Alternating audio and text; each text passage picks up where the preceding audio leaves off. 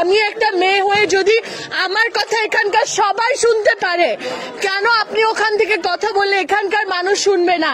এই মানুষ রাত ৩টা-৪টা পর্যন্ত অযথা মাইকের ব্যবহারে বিরক্ত হয়ে বাধ্য হয়ে ওয়াজ মাহফিলে চলে আসছেন একজন নারী।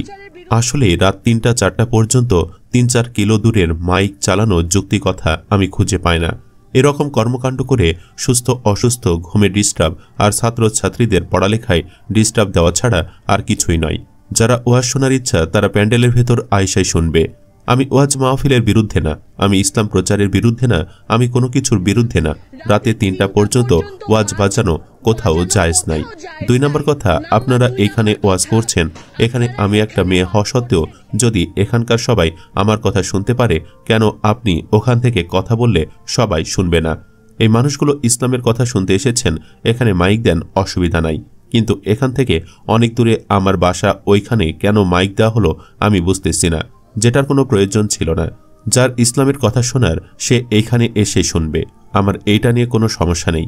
কিন্তু আমার সমস্যার কথা 999-এ জানাইছি, আমি আমার প্রক্টোরিয়াল বডিতে জানাইছি, আমি পোস্ট করেছি।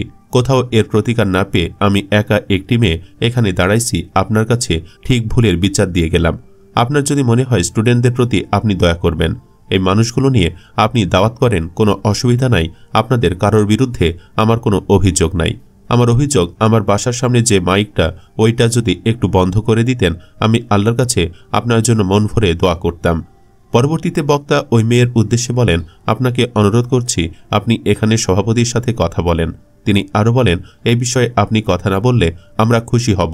আপনি একজন নারী মানুষ, আপনাকে শ্রদ্ধার সাথে বলতেছি আপনি এখান থেকে চলে যাবেন। এখানে সবাই পুরুষ মানুষ, যদি কোনো অভিযোগ থাকে তাহলে সভাপতির সাথে কথা বলেন।